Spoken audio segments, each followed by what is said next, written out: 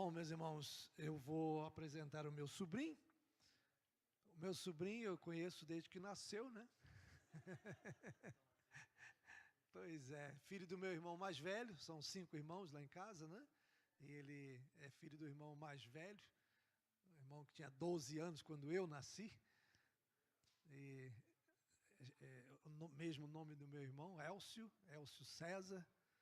E está dando o privilégio de estar conosco já há quase 15 dias, menos de 15 dias, vai fazer agora dia 6, e está tendo a oportunidade de estar aqui agora na igreja com os irmãos, podendo trazer a palavra do Senhor. Ele já teve vários pastorados, já pastoreou em mais de um lugar, mas só neste último pastorado ele está há mais de 20 anos, eu considero isso uma proeza. Ficar um tempo tão longo assim, pastoreando numa mesma igreja, né? É uma vida, né? Ver filhos nascendo e depois até talvez casando, uma jornada e tanto, e é bastante difícil. Então essa é a experiência do meu sobrinho. Me lembro que ele estava a decidir o que Deus queria dele. Nós estávamos numa praia lá no Rio de Janeiro, ele conversando comigo, né? O que eu achava, e eu não tinha a menor dúvida, né, da orientação que ia dar para ele, e está aqui confirmando que Deus realmente o havia escolhido para estar na obra do Senhor. Então, Elcio, eu o chamo de Elcinho, um homenzão desse tamanho, né? Vai estar trazendo a palavra do Senhor, e eu queria estar então orando por ele antes de dar a palavra. Pai, nós queremos louvar o Senhor por este momento em que podemos ouvir a Tua palavra. Podemos estar meditando nas coisas que o Senhor deixou para nós aqui neste mundo, para nos guiar, para nos orientar, para nos dar sabedoria. E o que nós pedimos é que o Senhor esteja usando o Teu servo para ministrar aos nossos corações aquilo que nós precisamos ouvir, para que possamos ter, não apenas nesta semana, mas na nossa vida, um procedimento, uma atitude, uma conduta que só venha a honrar e glorificar e bendizer o Teu nome. Abençoe o Teu servo, unge os seus lábios, capacita-o para que seja o porta-voz da Tua palavra para nós. Em nome de Jesus Cristo. Amém. Amém. Muito bom. Obrigado, tio. Obrigado, irmãos, pelo privilégio de estar com vocês. Tiliel falando, vem um filme, já estava vindo à minha cabeça, desde que cheguei, desde que nós saímos para cá e aqui sentado, de que há 24 anos Tiliel me levava para o seminário, né, eu e Si, e vem uma emoção gostosa, porque Deus começou tudo isso, né, no coração da gente, dando ao Tiliel a capacitação para me orientar, para me ensinar, para me direcionar e poder ir para a palavra da vida no tempo que Deus determinou. Então, tudo isso traz à memória uma gratidão muito grande, né? Uma gratidão muito grande. Deus me permitiu estar há pouco mais de 20 anos nesta igreja, que eu pastorei hoje, a primeira igreja batista em Mogi Guaçu, no interior de São Paulo. Pastoreei uma cidade próxima ali, na cidade de Amparo, vizinha, Mogi Guaçu, esses 3 anos, quase 4 anos, porque eu fiquei no 4º ano, eu fiquei pastoreando as 2 igrejas ao mesmo tempo, então no 4º ano da igreja em Amparo, que é esta cidade de Amparo, eu pastorei em Mogi Guaçu, que foi o primeiro ano de Mogi Guaçu, então eu fiquei com 2 igrejas durante 1 ano. Enfim, Deus tem cuidado de nós. Eu quero apresentar minha esposa, Alcione, que me aguenta também há 34 anos, mais os 2 anos e meio de namoro e noivado, e daí veio Davi e a Luísa, meus filhos, casados, com o pastor Paulo, que é o meu pastor auxiliar na minha igreja, minha nora, Priscila, meus 3 netos, Pedro com 12, 11, Helena com 3, Ana Luísa com 1, vai fazer agora em dezembro, né? Janeiro, né? Então esse processo aí, quanta coisa já aconteceu, quanta coisa Deus cuidou, não é, para a gente poder chegar até aqui. Então como apesar da distância geográfica ser grande, a gente lida com essa convivência da família da fé, a distância dá uma encolhida tão grande, né? É um acolhimento familiar, celestial, que Deus nos permite, tão gostoso, né? É um grande prazer, uma alegria estar com os irmãos, podendo compartilhar da palavra do Senhor. Eu tenho experimentado algumas realidades agora principalmente nos últimos meses lá na igreja, batendo muito forte na tecla da necessidade da santificação. Santificação não é uma opção, uma escolha. Eu vou decidir então quando as coisas melhorarem, quando as circunstâncias me favorecerem. Então eu vou procurar ter uma vida mais conformada à imagem do Senhor Jesus Cristo. Eu não entendo desta forma o que as Escrituras nos ensinam, principalmente diante da ordem do Senhor Jesus, que nos diz para sermos santos como Ele é santo. Eu creio que nós entendemos isso de uma forma bastante rápida. Intelectualmente não é difícil termos essa compreensão da santificação ou da santidade. E aí está o problema. A maneira como nós temos a tendência a minimizar verdades bíblicas que conhecemos muito, ou pelo menos julgamos que conhecemos. Não é? Quando o pastor começa, às vezes, uma série sobre evangelismo, porque Deus mandou Jesus, nasceu numa manjedoura, cresceu e morreu e ressuscitou por nós, pecadores, aquele sentimento estranho de que mas eu já sei isso, o pastor não vai falar nada de novo, alguma coisa que me dê um up, não é? Aquele sentimento estranho de quando a gente vai pensar em santificação, em achar que a gente já sabe tudo sobre esse tema, e que não temos mais urgência em olhar para este assunto com grande temor e tremor, diante de uma afirmação, por exemplo, que vemos lá, eu só vou apenas iniciar, vamos ler um texto lá em Colossenses capítulo 3, mas apenas para termos uma compreensão, uma relembrança, ou uma lembrança do assunto, vemos lá em Hebreus capítulo 12, no verso 14, o contexto está falando sobre o relacionamento do homem com Deus e do relacionamento com o homem entre os seus pares, a seriedade disso, mas aqui na segunda parte do verso 14 diz: sem santidade ninguém verá o Senhor. E aí entramos num pressuposto estranho de que achamos que ver o Senhor é olharmos apenas para o sol, ver o Senhor é contemplarmos uma imagem, talvez em alguns ambientes onde o Cristo ainda na cruz é uma lembrança ritualística ou religiosa importante, aí eu vi o Senhor num belo amanhecer ou num belo entardecer. Sem dúvida, Deus é soberano sobre todas essas coisas. Mas eu creio que esse texto está querendo dizer um pouco mais para a gente. Sem santidade, ninguém contemplará o Senhor na sua glória. Deus como Senhor e eu como servo, Ele como Pai e eu como Filho. Eu como aquele que obedece e Ele como aquele que ordena. Sem santificação, sem um comprometimento com estas realidades que nos identificam com Cristo e nos dão, então, esta percepção de que o pecado não é um colega de praia, que eu convivo com ele com certa naturalidade, mesmo que eu não tenha grande afinidade, mas ele está ali, eu bato um papo, é uma coisa meio sem grandes compromissos. Não, o pecado nunca será isso. Pecado é algo que eu tenho que tratar como algo que me faz mal, que me adoece, que me mata. Mas sem santificação, a gente não tem essa percepção, pelo menos com essa intensidade do que é pecado. E sem essa percepção, não contemplamos a Deus como Ele quer ser contemplado. Não temos essa percepção de que Ele é o Senhor e eu sou o servo. Ele ordena e eu obedeço. Sem santificação, não fazemos isso, pelo menos como deveríamos. E aí, então, gostaria que os irmãos que têm as suas Bíblias aí em mãos, deem uma volta um pouquinho para Colossenses, capítulo 3.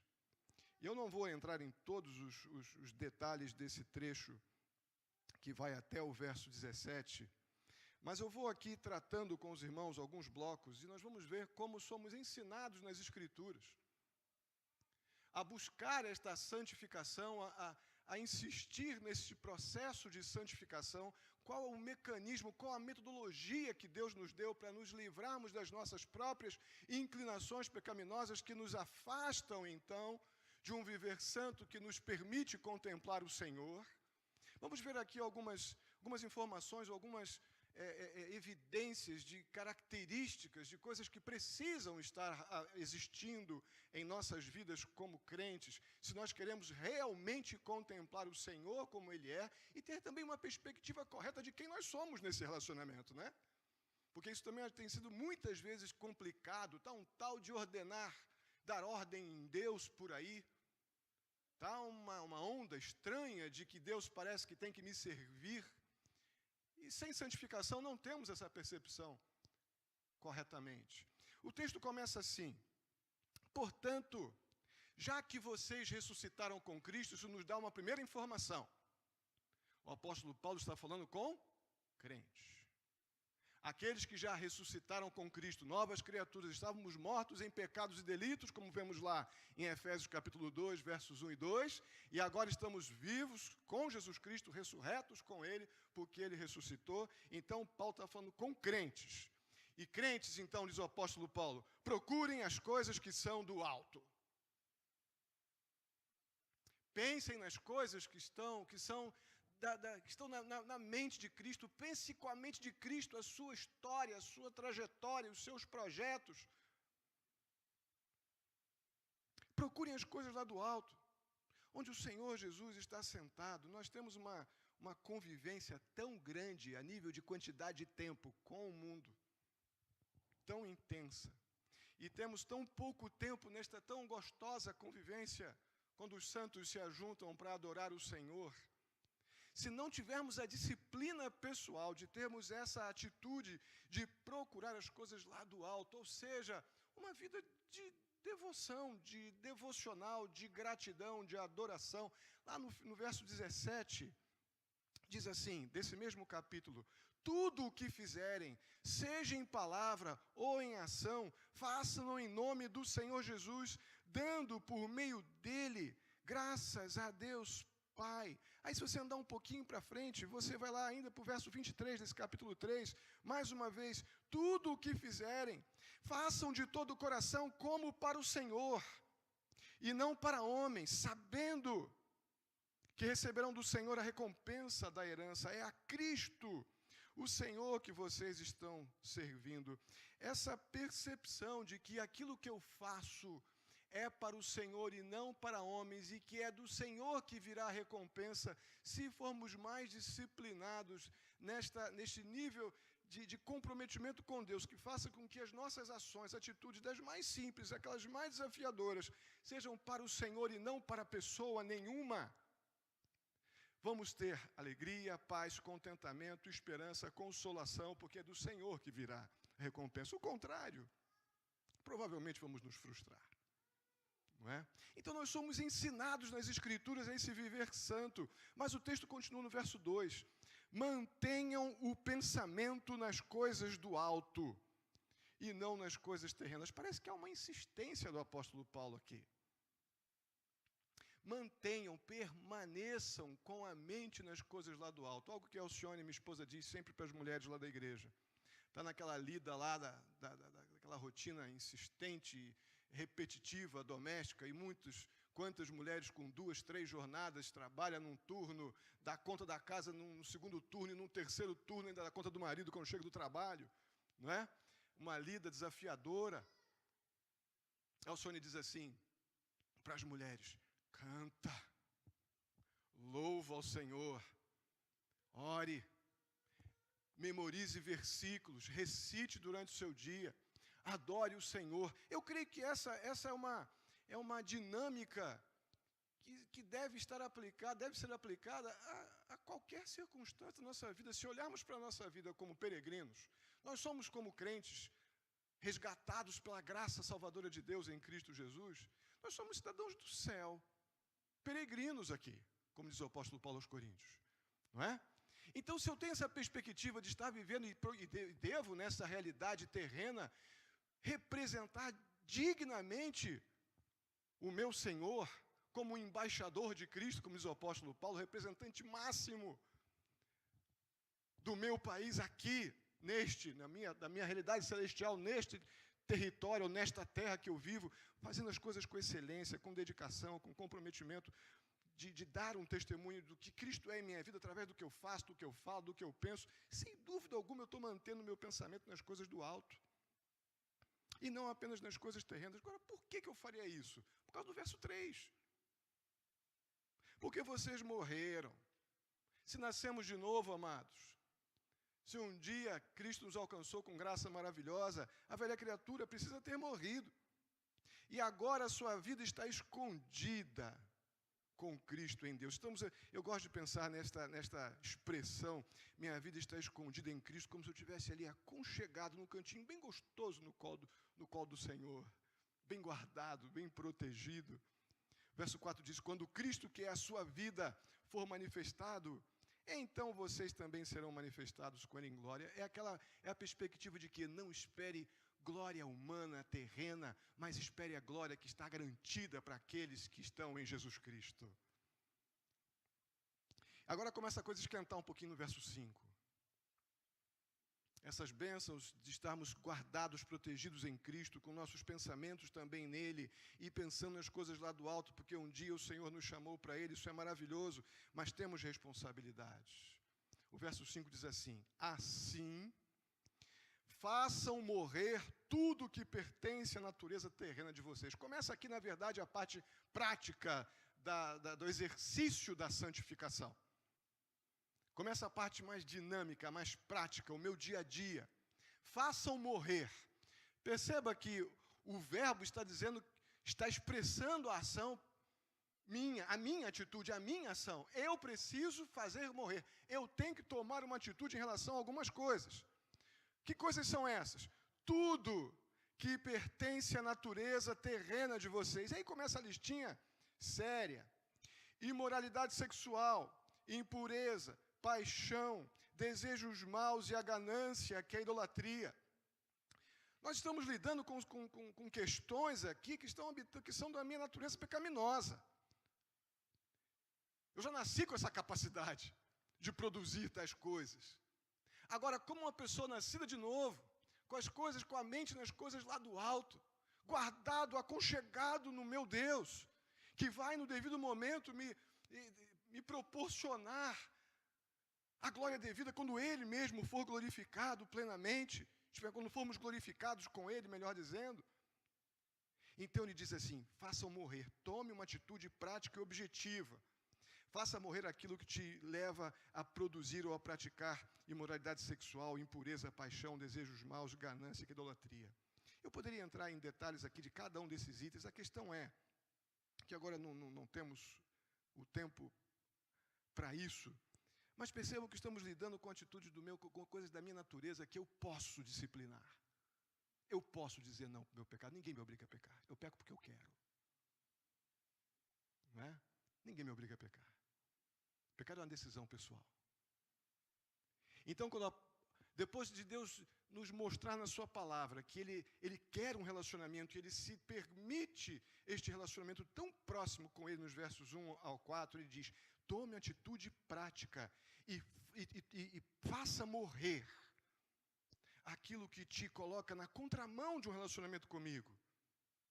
É por causa dessas coisas, diz o verso 6, que vem a ira de Deus sobre os que vivem na desobediência. Perceberam agora a importância lá do comecinho do que vimos lá em Hebreus, capítulo 12, verso 14.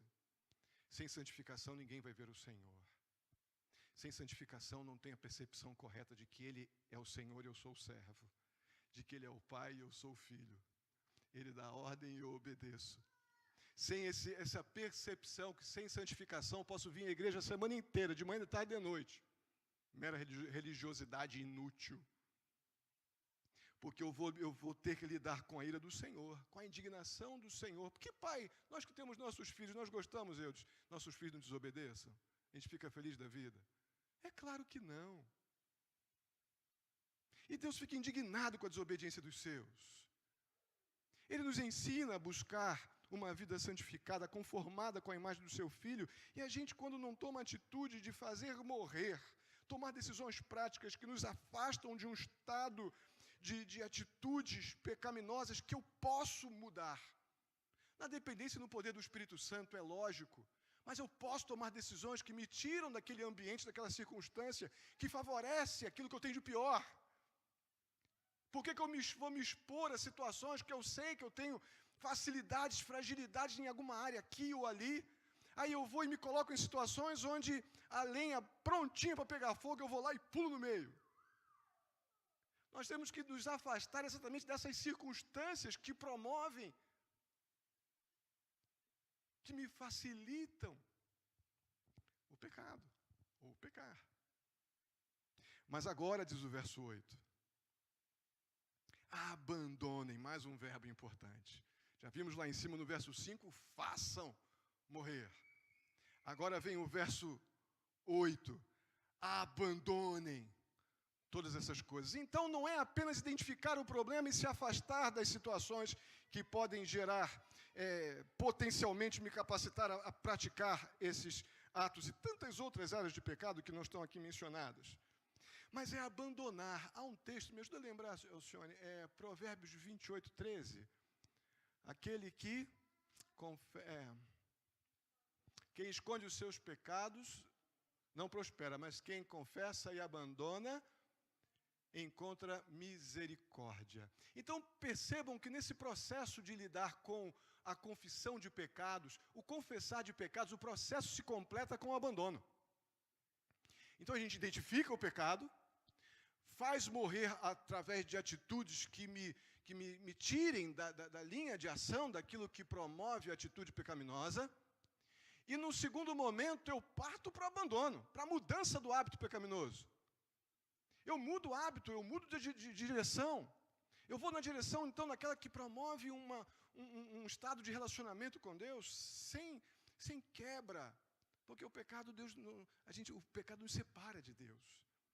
Então a santificação exatamente é a vitória sobre o pecado a cada dia. Então abandonem todas essas coisas. E mais uma lista: ira, indignação, maldade, maledicência, linguagem indecente no falar. Nós poderíamos levar aqui mais um bom tempo tratando esses assuntos, não é? Mas aí vem o verso 9 que me constrange. Nós vimos ainda há pouco que o apóstolo Paulo está falando para crentes, né? Concordam comigo? Aqueles que foram ressurretos com Cristo. Aí vem o verso 9 e diz assim: não mintam uns aos outros. Por que o apóstolo Paulo falaria para o crente de Colossos não mentir se eles não estivessem mentindo? Estaria jogando palavra aos ventos, só criando problema onde não tem? Então, certamente, tem crente mentindo na igreja de Colossos. E o apóstolo Paulo está dizendo assim: pessoal, vem cá, vamos conversar. Há necessidade de que vocês não mintam uns para os outros. Sabe por causa de quê? Porque vocês já se despiram do velho homem com suas práticas. Vocês já se revestiram do novo, o qual está sendo renovado em conhecimento, à imagem do seu Criador. Amados, Deus nos resgatou, nós já fomos, sem dúvida alguma, libertos da escravidão do pecado, lavados pelo seu sangue, cremos que Jesus morreu na cruz pelos nossos pecados e que na sua vinda estaremos com Ele nos céus. Amém? Cremos nisso tudo? Mas continuamos pecando, infelizmente. Não estaríamos sendo ordenados aqui a estabelecer, fazer morrer determinada área de pecado, a abandonar alguma coisa, se essas coisas não estivessem ainda ali, no meu calcanhar. Por isso que sem santificação ninguém verá o Senhor.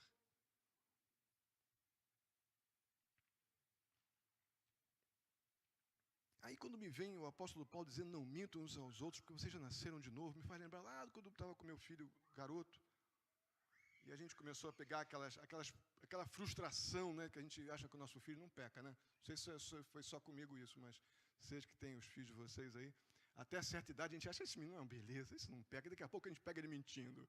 Ah, meu pai, dá aquela agonia no coração, né? Aí nós conversamos com ele, eu falava: rapaz, por que você mentiu? Não, pai, você que está mentindo de novo. Então deixa eu te lembrar uma coisa, eu falava para o Davi, meu filho, a Bíblia ia lá para o texto bíblico, dizia que o pai da mentira é o diabo.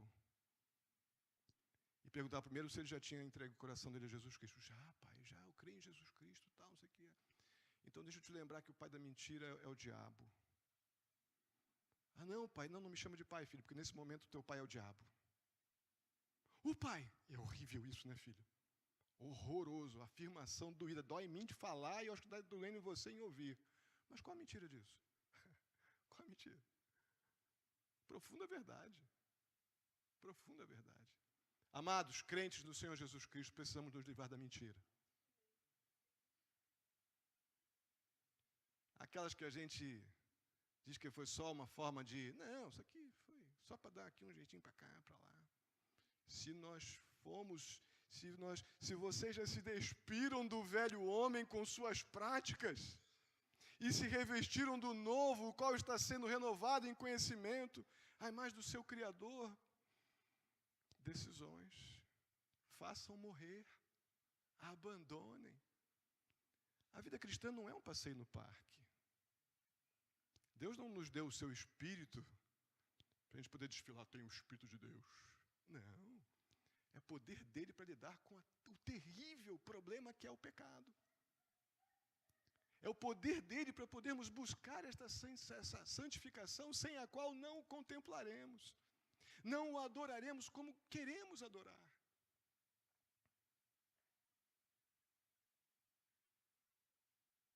Aí no verso 11 o apóstolo Paulo diz, olha, nessa nova vida já não há diferença entre grego, judeu, circunciso, bárbaro, escravo, mas Cristo é tudo em todos.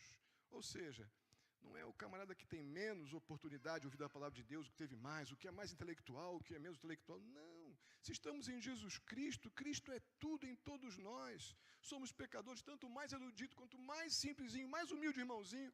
Se estamos em Cristo Jesus, nós temos o que precisamos para lidar com o pecado, e todos somos pecadores, carentes da glória de Deus, carentes da obra da cruz. Todos nós. Portanto, como povo escolhido de Deus, verso 12, povo santo e amado, mais um verbo vem agora. Depois de compreender que temos que fazer morrer, abandonar o pecado, fazer morrer, ter uma atitude bem objetiva e prática em relação àquilo que talvez seja tão natural, que é o pecado da mentira, e que tem tantas coisinhas agregadas aí, tantos links que a mentira traz para ela e malefícios que causa a nossa vida espiritual. Agora, como povo escolhido, povo de Deus, santo e amado, revistam-se. Tomem sobre vocês mesmos uma atitude de profunda compaixão, bondade, humildade e paciência. Percebam que essas virtudes não vêm de nascença. Ninguém nasce cheio de profunda compaixão, bondade, humildade, mansidão e paciência. Ninguém nasce assim. Nós nascemos pecadores. Capazes de botar pai e mãe acordado uma madrugada inteira sem ter uma dor de ouvido, uma dorzinha, não tem nada, grita o tempo todo só para você acordar e ficar em pé, feito um escravo lá em pé, e a criança só porque ela quer colo. Né? Só pode tocar a musiquinha lá do lê, lê, lê, lê. Estou fazendo minha mãe acordada a madrugada inteira. Então nós precisamos do Senhor para ter essas qualidades espirituais aqui. Que estão diretamente ligadas ao fruto do Espírito, né? Compaixão, bondade, humildade, mansidão e paciência. Perceba bem, fruto do Espírito de Deus. São virtudes de Deus que passam a existir em minha vida, porque Deus está em mim através do seu Espírito, porque eu não tenho essas virtudes naturalmente. Eu preciso de Deus para poder exercitar tais qualidades espirituais. Profunda compaixão, bondade, humildade, mansidão e paciência. Caso contrário, eu não tenho isso aqui naturalmente. Sem santificação, ninguém vai poder desfrutar disso. Suportem-se, verso 13, mais um verbo. E aqui, sem dúvida alguma, sem santificação, é muito difícil a gente lidar com esse suportem-se uns aos outros. Essa expressão aqui é bem a ideia do levar aqui, ó. Botar aqui, ó. Suportem e transportar. Que ele não vai saber andar sozinho, vai andar sozinho até uns 10 passos, mas daqui a pouco você vai ter que botar nas costas e levar. Será que um amor natural, um amor comum, nos capacita a suportar biblicamente, com bondade, compaixão, humildade e mansidão, aqueles que nos ofendem, que nos afligem, que parece que estão de pé, mas quando a gente olha, está de novo no chão, depois de que a gente falou, ensinou, ministrou, cuidou, levantou, e quando a gente acha que está bom, a gente foi, olhou para trás, caiu de novo. Vocês conhecem alguém assim? Mas é teu irmãozinho, ele está talvez com lutas diferentes das tuas, mas Deus te colocou ali naquele momento, naquela circunstância, para literalmente suportá-lo. Não no sentido do... Não, mas é botar aqui, ó, vamos embora. Vou continuar contigo mais um bocado. Sem santificação é impossível contemplar o Senhor neste nível de suportar um ao outro, perdoar as queixas que tiverem uns contra os outros. Perdoem-se, aí que venha aquele ponto. Mas eu já fiz tudo que tinha que fazer. Perdoe como o Senhor te perdoa. Pronto. Chegamos no ponto onde não tem mais argumento. Não temos mais álibi para expressar a nossa ira pecaminosa. Não é? Perdoe como o Senhor te perdoou. Acima de tudo, porém, diz o verso 14, revistam-se desse amor. Esse amor de Deus, o amor que não arde em ciúme, o amor que não se ensoberbece, 1 Coríntios 13, mas principalmente, neste quesito aqui que estamos lidando, com o amor que não busca os seus próprios interesses. O padrão de amor aqui é o do Senhor.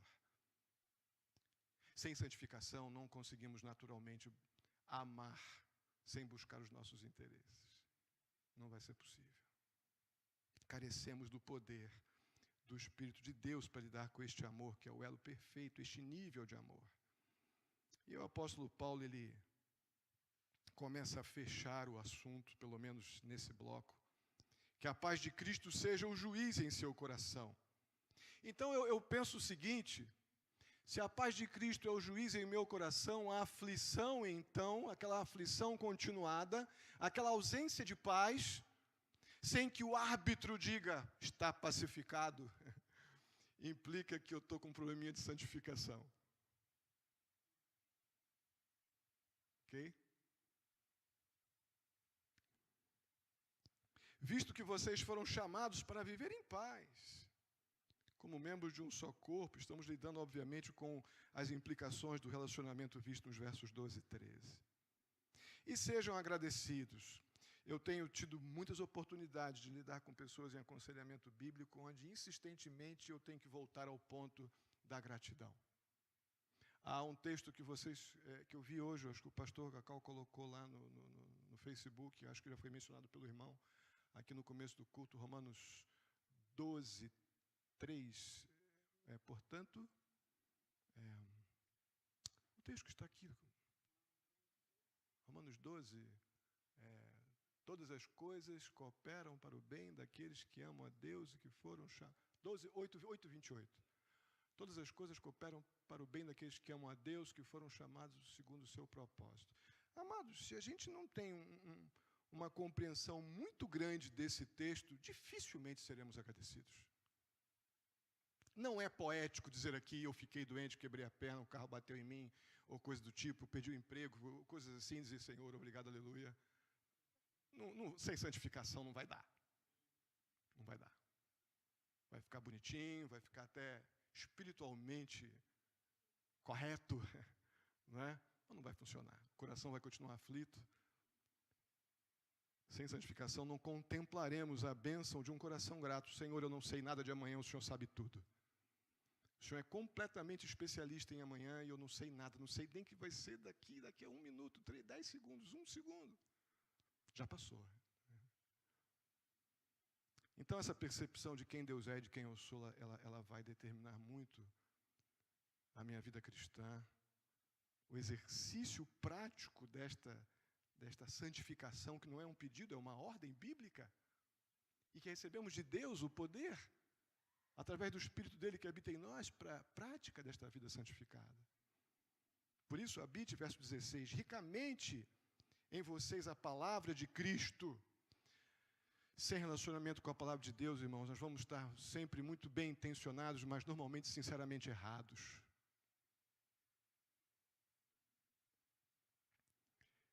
Isso tem sido um grande tropeço para a igreja evangélica.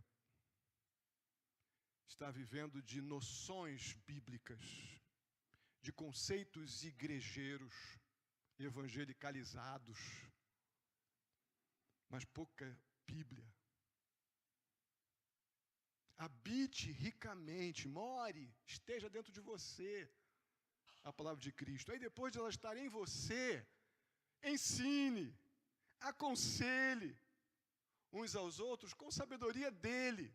Quantos conselheiros super bem intencionados, mas completamente equivocados em seus princípios, estão soltos por aí, em nome de um Jesus, que francamente, normalmente não é o Cristo das Escrituras. Cantem salmos, hinos e cânticos espirituais com gratidão, mais uma vez, a Deus em seu coração. Por isso, então, o verso 17, tudo o que fizerem, seja em palavra ou em ação, façam-no em nome do Senhor Jesus, dando por meio dele graças a Deus Pai. Eu gosto muito daquele texto de Gálatas que o apóstolo Paulo escreve no capítulo 5, versos 17, se eu não me engano, até o 21, até o 20, quando ele diz assim: não vos embriagueis com vinho, mas enchei-vos do Espírito, falando entre vós com salmos, hinos e cânticos espirituais, e dando graças a Deus por tudo em Jesus Cristo. Não tenho como estar falando entre nós com salmos, hinos e cânticos espirituais se a minha cabeça não está nas coisas lá do alto, se a minha mente não está cheia da palavra do Senhor, se aquilo que eu falo não é proveniente da palavra de Deus e não de conceitos religiosos, igrejeiros. Muito menos o meu aconselhamento será bíblico, mas será pessoal, circunstancial e terreno. Eu não posso esperar resultados que impactem na eternidade, na vida de ninguém com conceitos terrenos para questões de alma. Alma quem trata é Deus. Então, sem santificação, ninguém verá o Senhor. Vamos orar, vamos pedir a Deus que nos ajude a ter essa percepção de que Ele é o Senhor e eu sou o servo. Ele é o rei, eu sou o súdito. Ele é o pai, eu sou o filho. Ele ordena e eu obedeço. Amém? Vamos orar. Santo e amado Deus, muitíssimo obrigado pelo alto privilégio que o Senhor nos dá de ir para a Tua palavra, ó Deus, e poder contemplar o Senhor. Obrigado por esse carinho Teu tão grande, nos conduzir à Tua vontade tão carinhosamente. Muito obrigado, Senhor, pela vida daqueles que o Senhor ajuntou aqui nesta noite. Eu peço em nome de Jesus que o Senhor trate cada coração. O Senhor conhece a necessidade de cada um, a carência de cada um, ó Deus. Ó Pai, em nome de Jesus, supre, dá coragem, que a gente faça morrer aquilo que não nos aproxima do Senhor, que a gente abandone, ó Deus, o pecado que nos atrapalha de um relacionamento real, santo, contigo. Ó Deus, que possamos contemplar quem o Senhor é, te adorando na beleza da Tua santidade, com obediência, com temor e com tremor. Ó Pai querido, muito obrigado. Peço em nome de Jesus mais uma vez, dá a cada um aqui a coragem de tomar decisões de fé, ó Pai, que o aproximem de uma vida santificada. Coloquem em ação, ó Deus, um pouco daquilo que ouviram aqui. Coloquem diante de Ti aquilo que tem sido talvez muito difícil, ó Pai, que haja confissão de pecados, ó Deus, e que o Senhor capacite, ó Pai, o abandono e a mudança em nome de Jesus. Ó Deus, muito obrigado. Renova o Teu favor sobre cada irmão aqui, sobre esta igreja, sobre a liderança desta igreja. Eu te peço, ó Deus, mais uma vez, no nome santo de Jesus. Amém.